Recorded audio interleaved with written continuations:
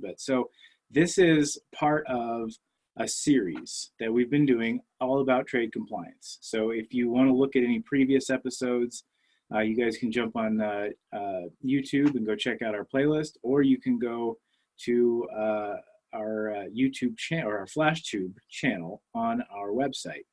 So we've had quite a great journey, but today I'm really excited to have a team from different parts of the world really talking to us about what's going on in the Asia Pacific region, right? So as you can see, we've got 5 things to get through today. What's happening with trade compliance in APAC, trade compliance in the Philippines, Vietnam, Thailand, and then really had some basic tips and things on how to be successful with imports, exports in the Asia Pacific region. So our presenters today, I'm merely the host, bringing these fine people to you today, but we're excited to have Bob Yin. He's our Senior Manager of Quality Control. Bob? Good afternoon, guys. For those of you who have your cameras on, yeah, you probably can see my face in the camera. So my name is Bob Yin. I'm located in Sydney in the beautiful country of Australia. So for me, now it is 9 o'clock in the morning. It's a bit of a time difference in there. So I've been with Flash for about 6 years, and my title is Senior Manager in Quality Control in Flash APAC region. So my coverage pretty much covers the entire APAC countries, as east as New Zealand and Pacific Islands, and as west as countries like Sri Lanka, India, Bangladesh, those West Asian countries. So my main job responsibility would be, 1, quality control to ensure our business is on the right track in APAC region and all the customers is happy with what we're doing. And secondly, a large portion of my focus is on business implementation in APAC region. New customers opening up in APAC, existing customers opening in more countries or in more cities, that would be my responsibility. And today I'm honored to present you with some interesting things happening in APAC region from a trade compliance perspective. We'll go into the details for a few specific countries, Philippines, Vietnam, and Thailand. And then of course, if you guys have any questions on anything specific, feel free to shout out and we'll walk them through. Wonderful. Thank you, guys. Very excited to have you here, Bob. Frank, a seasoned veteran of our webinars. Good afternoon, sir. Mute. Thank you. You bet. Good afternoon, everyone. So I'm pleased to be here. And if you've been on a previous webinars, you've heard my voice a couple of times. However, in this particular session, I'm going to be leaving most of that to Bob and Shuji, who will introduce himself in a moment. But I'm the Director of Global Trade Compliance. However, even though the title includes global, I'm very dependent on individuals like Bob and Shuji, who are really on the ground in the region, which holds true for the European region and Latin America as well. We have individuals there that provide tremendous support for trade compliance issues within those regions. So again, I appreciate being here. Thank you. You bet. Thanks for being here, Frank. And Shuji. Good afternoon and good morning from Japan. I'm based in Japan, taking care of the Asia Pacific region, along with my associate Bob here. We haven't done this from a perspective in the past, so we're excited to be here today. Very good. And Suji, you've been with us for some time now. Yes, about 10 years. Well, I haven't had a chance to meet Bob yet, but I have had a chance to meet Suji. And for many of our customers on the phone who've met Suji, words really can't describe the man. So thank you for being here, all of you. So let's jump in. So very quick overview. Again, if you're not familiar with Flash Global, as you know, if you have been on one of these, the rule is for every time we plug ourselves accidentally, we have to do a shot, right? So we're trying not to talk too much about ourselves, but more about things you guys can take away in your own positions. But so you understand the perspective we have, this is ultimately what we do. Right, so we start with your brand, which ultimately has a promise to other brands, which is that if a part ultimately fails, you're in charge of making sure that a replacement ultimately is delivered within a very tight SLA around the world. Now, of course, many of you understand that there are other services that may need to go along with that. We're able to kind of bundle all those things together you need in order to create a very successful customer relationship. So we take your spare parts, we strategically locate them and place them around the world for those rapid deliveries. Ultimately, we've tried to make the complicated very simple for you, right? The beauty of any outsourced relationship, being able to have predictable and controlled costs. We do that through, proactive account management, and we all know account management is used very loosely, but it's really our bread and butter, right? Our customers have come to trust, a very dynamic team of people handling what can be very challenging situations. We manage a lot of that through our flash track system, which we've built out of the necessity of the things that the customers have brought to us over the, let's just say 20 years we've been doing this, but Flash has been around for about 36, 37 years in this space. So ultimately, once it goes through Flash Track, you guys again have visibility, control, predictability, all these great things. And then from there, we dispatch throughout the world. And of course, we do have things like technical services, field services, and other services that really complement what you need, may not even be able to do in-house for your end customers.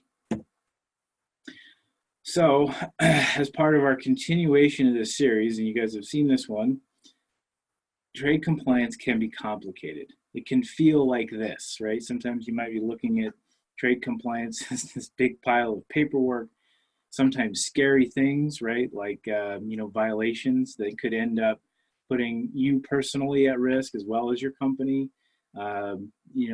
There's confusion around what you're paying in taxes versus what you should be paying in taxes. There's a million things. And on top of all that, things change regularly, which is why I'm really excited to be here today talking with you guys and having our APAC team present things that have changed, right? That will impact you if you're doing business in the Asia Pacific region. Our goal ultimately is to make it look and feel like this, right? A smooth, orderly, process, and something you can look at and take a deep breath with. So without further ado, let's jump in. Bob, take us away. Sure, thank you, Ryan. You bet. So from a geographical perspective, Asia Pacific is a huge region if you see on the map. So to the eastern side, you got countries like New Zealand, countries like Fiji, Papua New Guinea, all these Pacific islands. And to the western part of the Asia, we got countries like Pakistan, we got Sri Lanka, and big countries like India. So Asia Pacific as a region itself, it covers a large area. And we got a bit of superpowers in these countries, in this region, like China, like Japan, like India. They are big market for our customers and our potential customers. And these countries each country have its own rules when we're talking about trade compliance.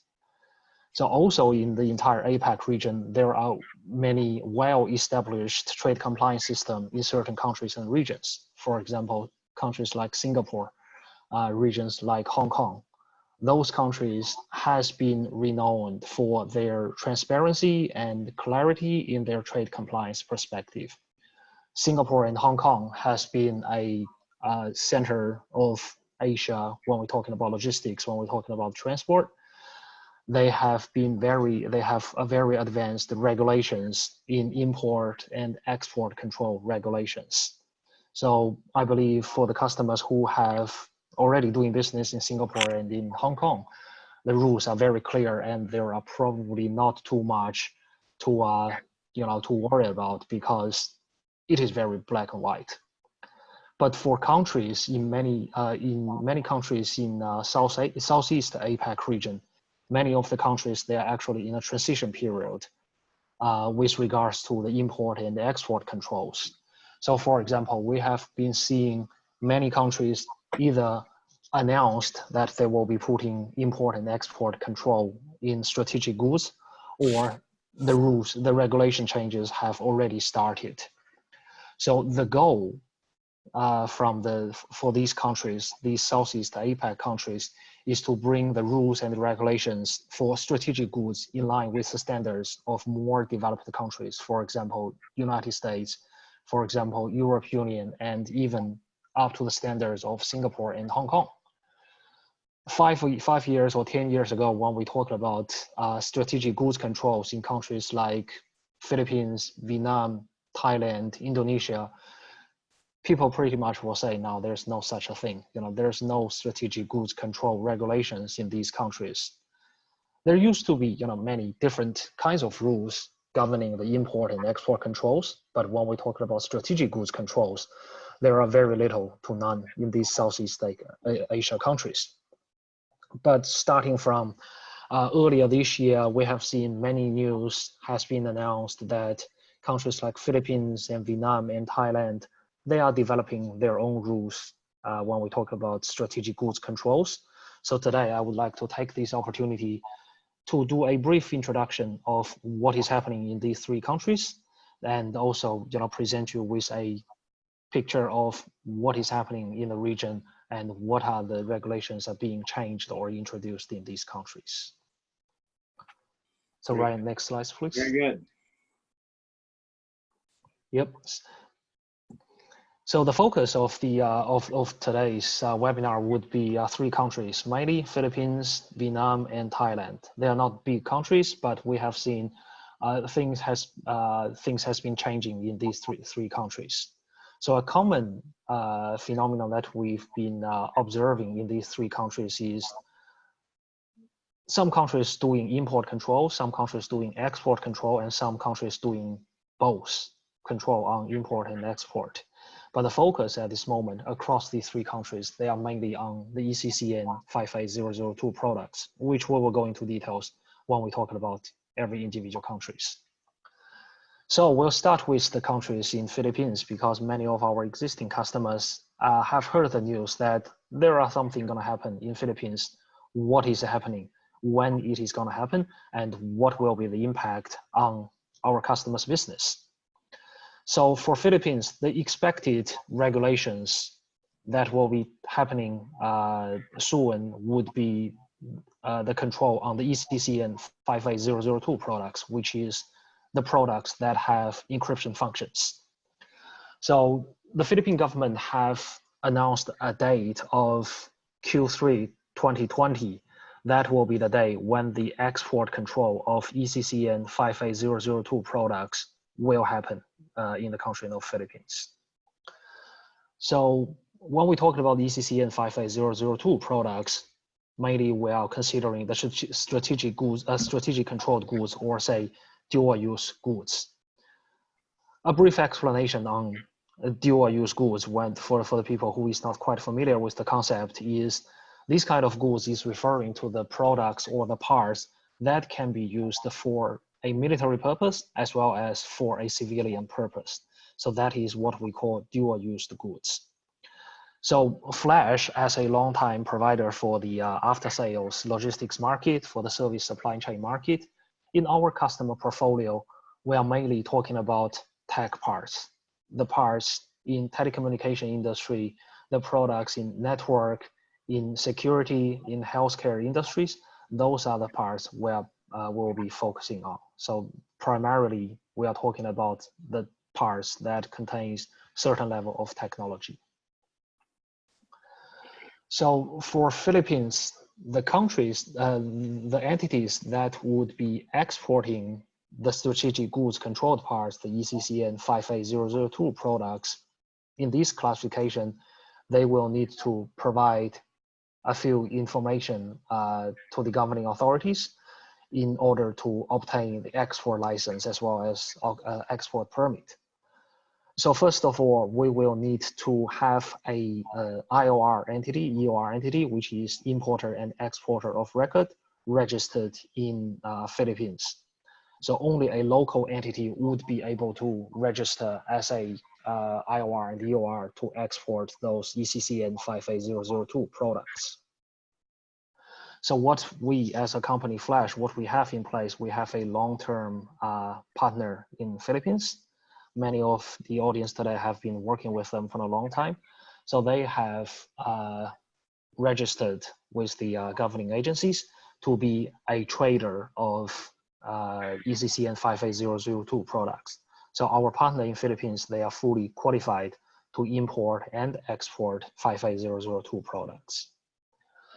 So for these EOR company who provide, export of record service to us as well as to our customers, we will need to provide an annual export volume estimation of ECCN 5A products to the governing agencies in order to get an export license of ECCN 58002 products. So generally, there will be two kinds of export license that will be issued to a EOR company. One is called a global license, and one is called a general license. So the difference between the global license and the general license, you can pretty much understand it as a bulk license system. So a global license, a global export license for 58002 products in Philippines, that will allow you to export multiple quantities of the ECCN 58002 products to different destinations, to different receivers in different countries. So that is more like a bulk license. So once you have that license, you will be able to export 58002 products to your repair vendors or to your logistics partners in different parts of the world without have to, making a registration every time you have a new receiver or you have a new destination needs to be added into the portfolio. And the second category of the license is called a general license. So general license by it means it is not as advanced as a global license. So it will be issued to the low volume exporting companies.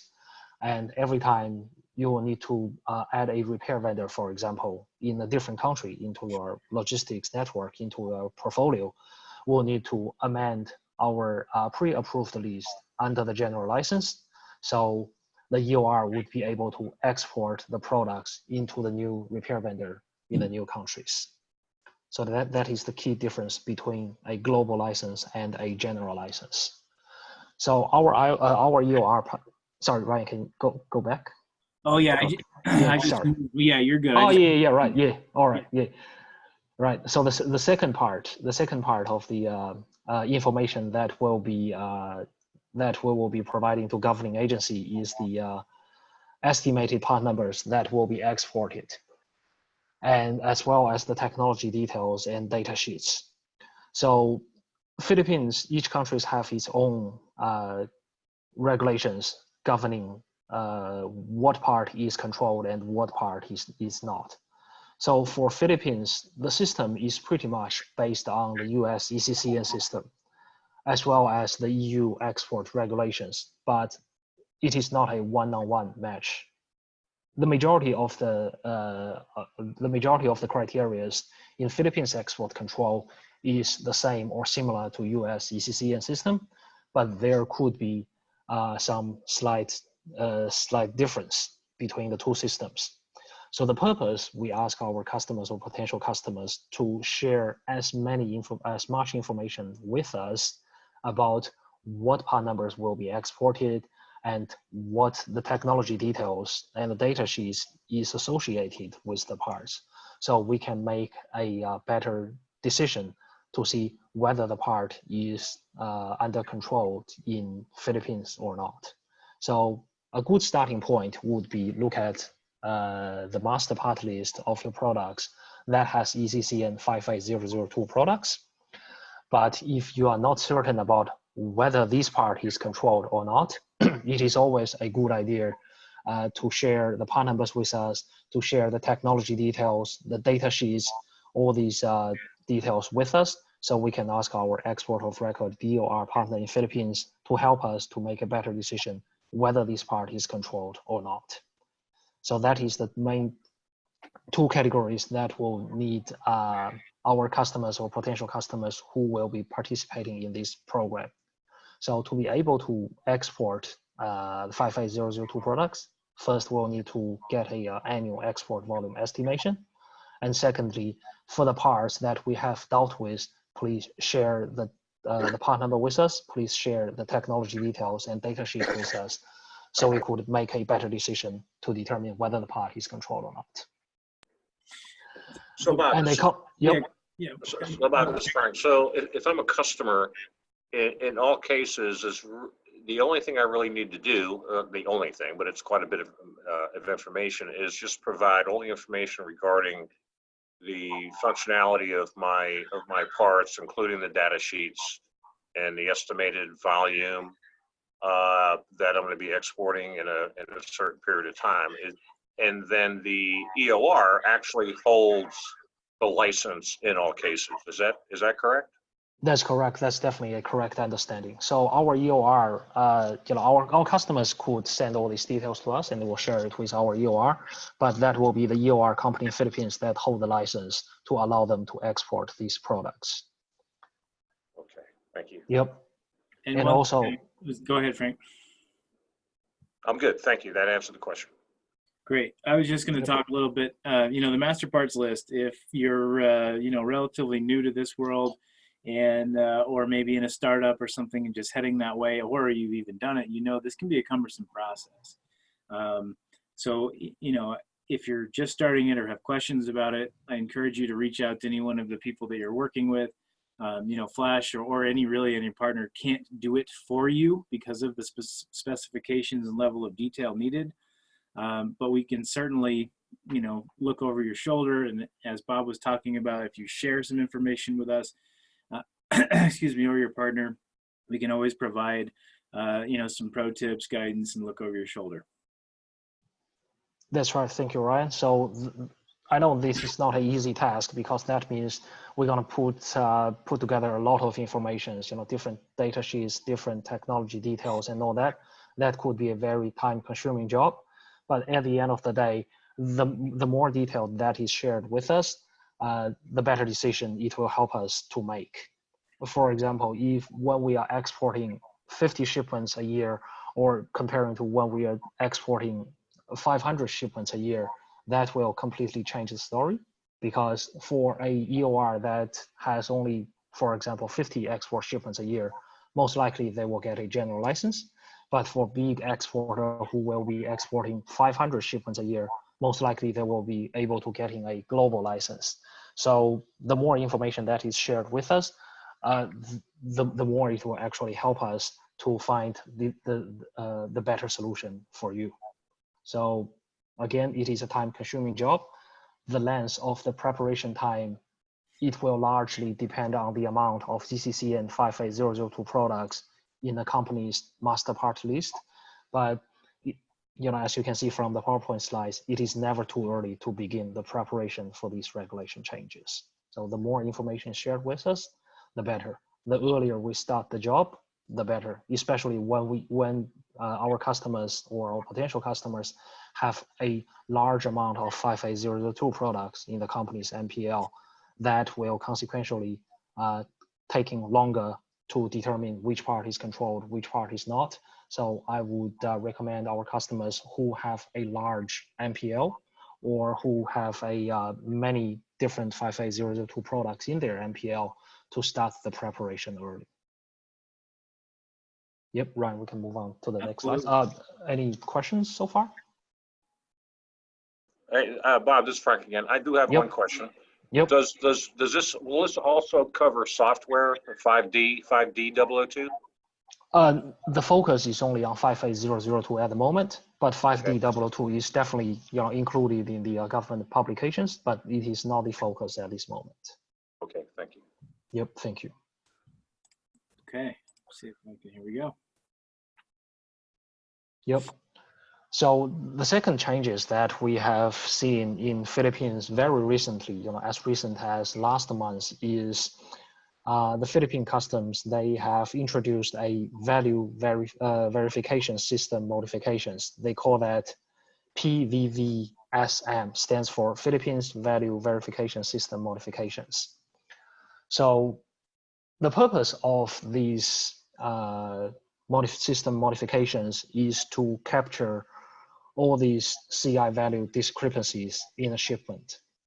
Because in Philippines customs eyes, the value that will be put on a commercial invoice when we are importing the parts should be market value. So it should not be the cost of goods, and also it disregards of the purpose of import. So our business, we are servicing our customers in their after sales market. So all the parts or products that we imported for our customers in Philippines, they are for warranty purpose. They are either warranty replacement or they are the spare parts for warranty repairs. But Philippine customs, they actually do not differentiate the purpose of import. So if a product, for example, a hard drive is sold on the market for $200, they would like to see the same hard drive with the same part number, the same capacity, and same model number, everything. Even it is imported for warranty purpose, the customs would like to see a value of $200 on the commercial invoice, even though the part is literally provided free of charge to our IOR because it is for warranty purpose. So that is the purpose of having this system modification, which is the customs want to capture all these potential discrepancies on the CI values. So what this system modification does is every time we import a part, again, I'm using a hard drive, for example, they will the system will automatically search for the same part number or same model number in customs database, and it will compare the value of our import against all the previous import. Say if on our commercial invoice, the same hard drive is only valued for $50, when there are another 100 importers, they are importing this under the value of $200, then that is a red flag for the customs, and these system modifications will automatically capture it and then push it through a reevaluation process. So it is not saying everything will be automatically revalued to the sales price. It is not the case, but it will be push the shipment and the import declaration of the shipments into a different stream, where customs officers, they will manually intervene the customs the clearance process. They will review whether the parts is deliberately undervalued or there are certain reasons associated with it. Say, for example, in our customers' portfolio, in our industries, advance of technology is a common reason for a part that can be naturally undervalued. For example, the same server that was sold for $2,000 3 years ago, it will not be sold at the same cost as of today. So the customs officers will take all these factors into consideration. They will not automatically value the same server back to $2,000, just comparing it with a import value of $2,000 3 years ago. But it will not be a good idea to just value the server for $50 either, because even we take the advance of technology into consideration, even we take the aging of the products or end of life product lines into consideration, a server that was $2,000 3 years ago, it cannot be valued $50 today, right? So we will recommend our customers to adhere to the rules that Philippine Customs is using, which is using market value to value import products. Please avoid using the cost of the COGS method to value your products, even the products is imported into the country for warranty purpose, for warranty replacement or warranty spares for repair. So any questions on these slides? Very good. No? Let's see. We just had one come in. Let's see. Yep. Sorry, I just open up the chat. Yep. If we are shipping a repair, temp X exception, Temporary export. Yep. will we still use the repair value? So for the temporary export, I think that's slightly different, because what we're talking about here, the CI value under these slides, that is for the proper, the permanent import and export. So for these repair, the temporary export, that is slightly different, because one is Philippines is not really a country that is opening up to temporary export. I know our customers, many of our customers have been using temporary export in countries like India, or even in countries like China. They've been using temporary export very frequently. But Philippines, the regulations on temporary export is one, it is not as clear as the regulations in India and China, and two, the rules is really subject to different interpretation. So not many importer and exporter in Philippines using the temporary export. But back to your question again, let me touch base with our partners in Philippines, because straight off my mind, if the part is temporarily exported, get repaired overseas and bring it into the country, the additional duty and tax will be only paid based on the additional value of the products. And that is commonly referred to, the labor cost that the repair vendor spent on the repair, the material that is used on the spare, plus the freight and plus the insurance if applicable. So I would believe the value for repaired goods from overseas, duty and tax base, is still on the combination of labor, material, transport, and the insurance. But let me confirm with our partner in Philippines, and they'll come back to this. I know in some countries, the customs authorities can go back if you import something that went out for repair and you're declaring the cost of repair value for duties and taxes purposes, that the customs authorities, at least in the U.S., they can request evidence of that product being originally imported into the country, and the duties and taxes were paid on the full value of the merchandise. Would that also be possibly applicable in the Philippines? When I return the goods to the Philippines, will they be asking for evidence that, hey, how do I know this was previously imported into the Philippines and you guys paid full duty and tax on it? Yeah, that's right, Frank. That could be, that's definitely applicable in Philippines, and that could also cause another problem, commercially, because the customs would be requesting for the original import documents, but the original products is most likely imported by another IOR. So would that IOR be happy with sharing the material with the new IOR, which is our partner? There might be, commercially confidential materials associated with the original import. So that is another point we should take notes on, which is getting the original import documentation from a different IOR.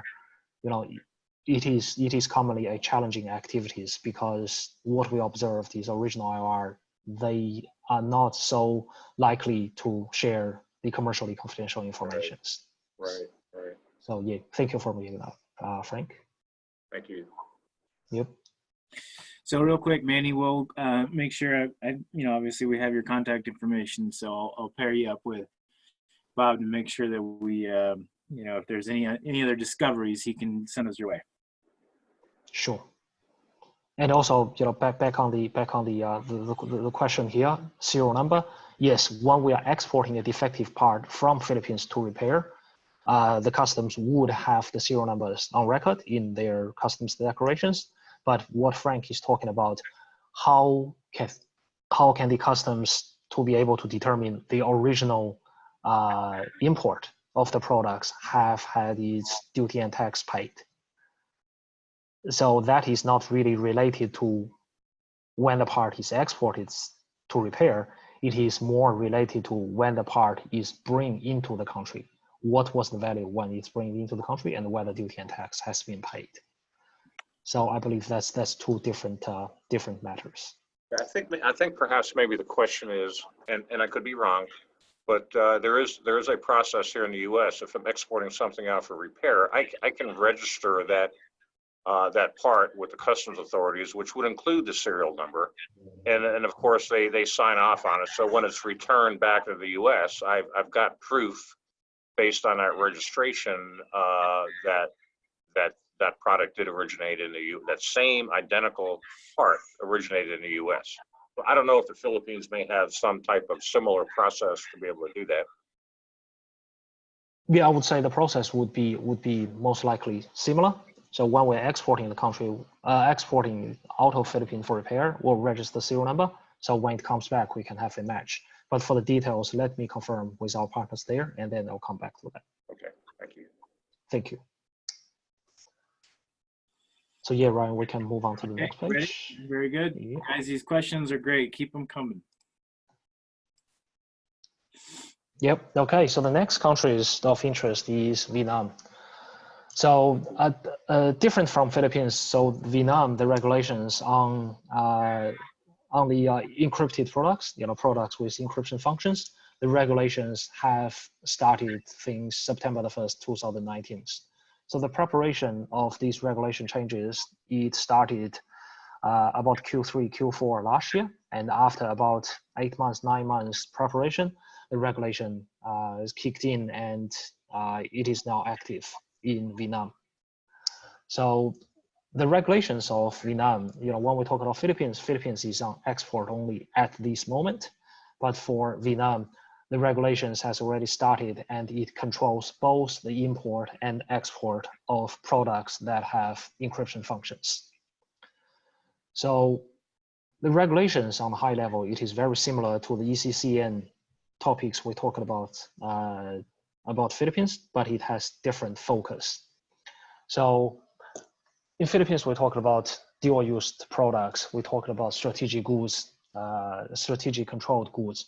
But for Vietnam, the rules is a lot simpler. It is a lot easier. So the governing agencies in Vietnam, they have only 10 different categories of strategic goods in Vietnam. It is not as complicated as the US ECCN. It is not as complicated as EU export controls. So there are only 10 different categories of strategic goods in Vietnam. And again, to our customers' portfolio, our customers, they are mainly in IT industry, in telecommunication, network, healthcare, security, or in all these industries. Only one of the categories of the strategic goods, the controlled goods in Vietnam is related to our customer portfolio, and that is the products with encryption functions. So again, it is similar to US ECCN 58002 products, but it is slightly different because the governing agencies in Vietnam, they will rely not only on US ECCN, but they will also review, for example, the description of the products, the functionality of the products to determine whether the part is controlled or not. So that means if a product, even if a product in US, it is EAR 99, or it is 58002, but with ENC or with NLR license, it is likely, there is a chance that the part will be controlled in Vietnam. So that is a key difference. The Vietnam governing agencies will use US ECCN 58002 as a major reference point, but the decision is not entirely made based on US ECCN 58002 because the regulation says very clearly it controls the products that has encryption functions. So it is not really exactly the same as US ECCN 58002. So Flash, we have secured a solution in Vietnam. We have a IOR and EOR. Actually, it is a new IOR and EOR companies who is qualified to trade products with encryption functions. So every 58002 products import and export from Vietnam, that they will need a import and export license as well as a import and export permit. So the difference between a license and a permit is a license is granted to an entity, to a company that import and export 58002 products. On the license, there will not be much details associated with the actual import and export activities, but it is like a grant letter to allow the IOR UR companies to trade 58002 products. So having this license in place is only the starting point to import and export the products with encryption functions. So our partners in Vietnam, they have obtained a license to be able to import and export products with encryption functions. And what we'll need to do to be able to import and export the products is to add the part numbers and add the estimated volumes of the products that will need to be imported and export from Vietnam into the license. So it is pretty much like a pre-approved part number and quantity list. So the license holder will have an appendix in their license, and it will list out, look, this company could import and export 10 of part number A, 50 of part number B, 100 of part number C in a period of 12 months, well, 1 year's time. And every time we have new part or we have new customers doing business in Vietnam, we will need to apply for an amendment of the appendix. We will need to add in the new part numbers that we will be import and export out of Vietnam. We will also need to adjust the volume if needed. For example, if we only make the registration of 50 pieces of part number A in Vietnam on the initial license, and only 6 months into the year, we have imported and exported more than 50 pieces. We used up all this quantity that is allowed on the license, then we will need to send in amendment to the governing agencies and say, look, we used up all the quantities, and now we will need to add another quantity of 100 units onto the license.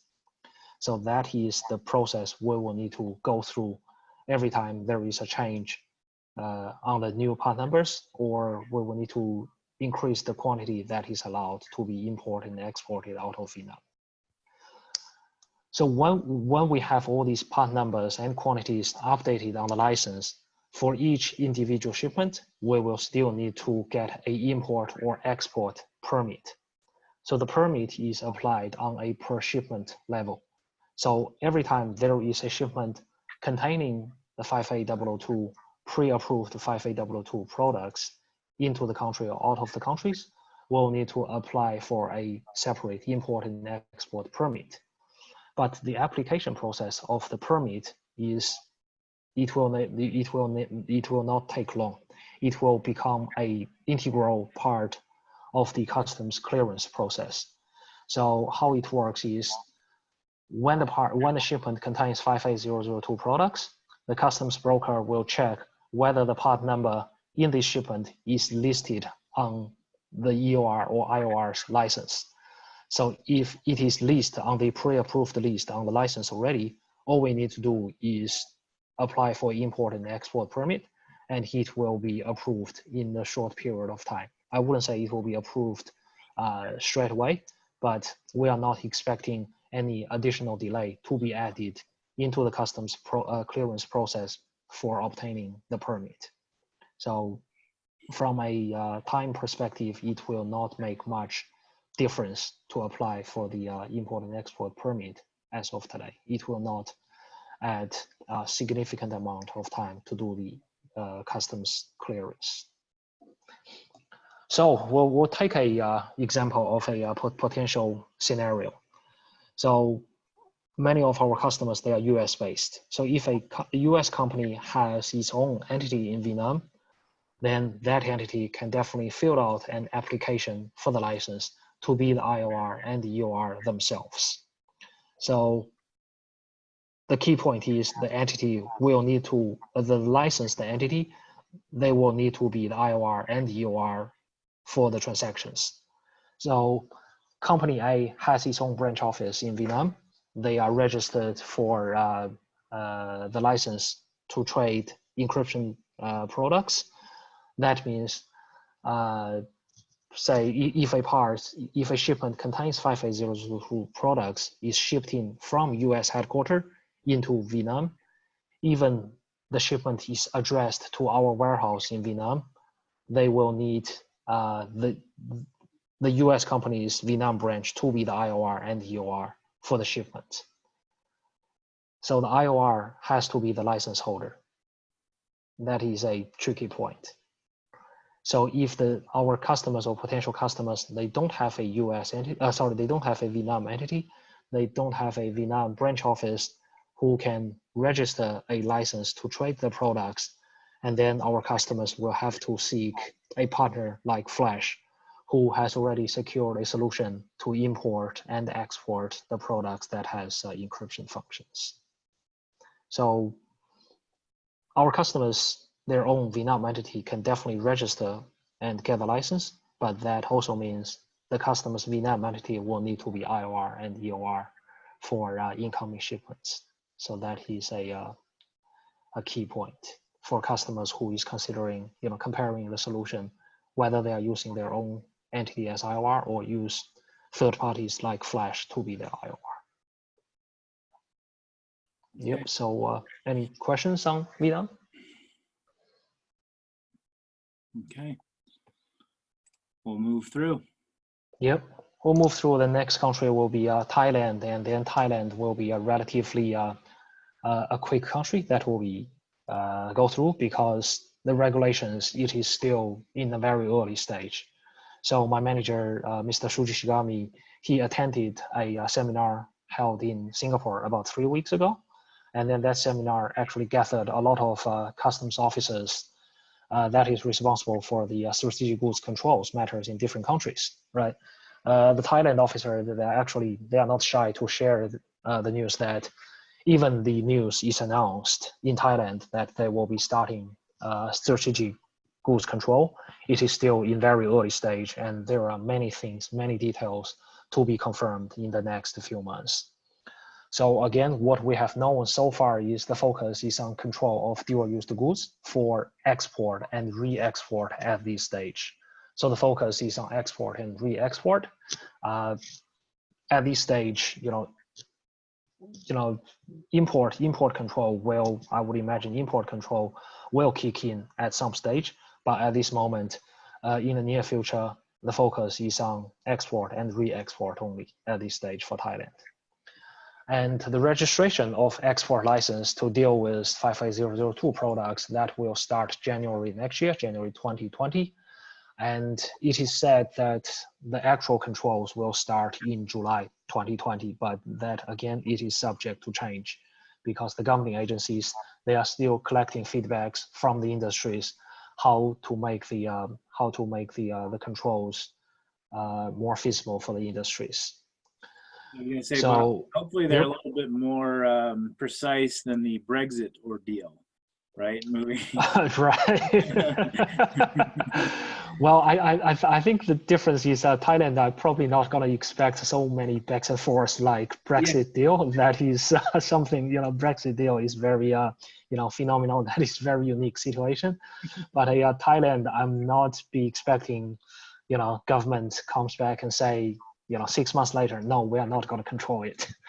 Right, there will not be backs and forths. The news is announced, they will be controlling the strategic goods, but it is just the details to be confirmed. So yeah, there is a list of different ECCNs and HS code that may be subject to control, but the details are yet to be officially confirmed by customs. So we have heard that certain ECCNs will be controlled and certain HS code will be controlled. So that is for Thailand, but we haven't been able to get the idea on, which exactly ECCN is controlled and which exactly HS code or what kind of product family will be controlled. But again, we have heard the ECCN 5A products, which is, products with encryption functions, that will be the focus in the near future. So Thailand, the summary for Thailand is the news is out, but we don't really have much details as of yet. So once we have more details, more concrete information from the governing agencies, we will be able to share it with our customers, or probably Ryan, we can have another seminars if there's a lot of information to be shared across our customers and potential customers for Thailand. Very good. Yep. And the export of ECC and 58002 products, that will require, first of all, it will require an export license under the EOR's name. So Flash has been operating with a partner in Thailand for about 10 years time. It is a well-established Thai company who has been helping us a lot in the business in Thailand for a long time. So they are confident they will be able to get the export license under the EOR's name. And also it will need a end user statement, which is a EUS, that must be filled for the license application. So whether the EUS could be filled in as a blanket statement, as of a bulk license, or whether the EUS has to be filled in every time there is a shipment that needs to be exported, we don't know yet. And once we have the concrete information, we'll be able to share it with our customers and potential customers. Okay. Yep. So any questions on Thailand? We probably wouldn't be able to have much information, concrete information to share, but yeah, questions are welcome. Yeah, and hopefully for you guys and gals listening, I mean, hopefully there's just enough information to know that there's some changes moving. You may want to set up some Google alerts or start tracking some of the information just to stay ahead of it if you're doing business there. Just always good to know what's coming on the horizon. Yep. Great. Well, kind of coming in towards the end here, again, a slide that we like to share as part of all of these, because trade compliance is a critical element of anybody's spare parts, services, right? The difference between having an effective trade compliance service and one that is not is really nowadays the difference between survival and struggling, right? So we've got stories for years and days, as long as you can listen, about the companies who've come to companies like Flash, who just really didn't have that in place, and then the ability to, of course, store your parts in a facility that also can manage the trade compliance part of it becomes a really important factor, right? So risk mitigation, that's one that ultimately Frank and team do every single day, right? That's their job, is to make sure that we're shielding our customers from as much risk as possible. Of course, there are things we just can't do, and customers sometimes still get in trouble, so we're not a guarantee by any means, but we can certainly take a lot of it off the table. As the marketing guy for Flash and the thoroughbred of marketing for most of my life, brand protection is everything. But in this instance, like if I was working for an OEM, there's not a whole lot I can do. So I'm relying on my implementations team, my manufacturing teams, and the service support to make sure that the customer is getting exactly what you promised in the first place. And obviously on this call today, from a local and regional expertise level, you can tell, you can hear, you can feel that in order to do this stuff effectively, you have to have people in country. There's just no doubt about that, no way around it. Obviously regulations are critical, and then impeccable ethics. If you guys, again, are doing any reading, you probably know people, but doing any reading, you'll hear about violations, you'll hear about people getting caught really trying to kind of skirt the edges or cut corners. And in today's world, with everything being digital, with everything that's changing, and obviously the changes that you've heard that are happening in more and more countries around the world, you have to do it above board the first time. So Frank, I don't know if you have anything else to add to this particular one, or anybody else as we continue to exit. No, I really don't. I think you pretty much covered everything. Like you said, we can have discussions for the rest of the evening if we wanted to, but I know time is of the essence. But we're more than happy to answer any questions. Myself and Bob and Suji, or anyone within the organization, could certainly provide any support that you all may need. Yeah, absolutely. So the last one here, you know, there's no doubt, given the importance of trade compliance, the complexity of trade compliance, and then the shifting of things inside of each country, specifically APAC. Of course, we want you to be successful, whether it's with us or with somebody else. Start talking to some partners, right? There are lots of different ones out there. Some of them just do IOR, EOR. That's not us, right? We like to do it as part of the entire service for a lot of really good reasons. But there's a lot of partners out there that can help you. And then, as I mentioned earlier, cutting corners, skirting edges, and the hope strategy isn't good enough anymore. So just play by the rules the first time. It'll serve you really well in the long run. So that's us. That's it. We're done.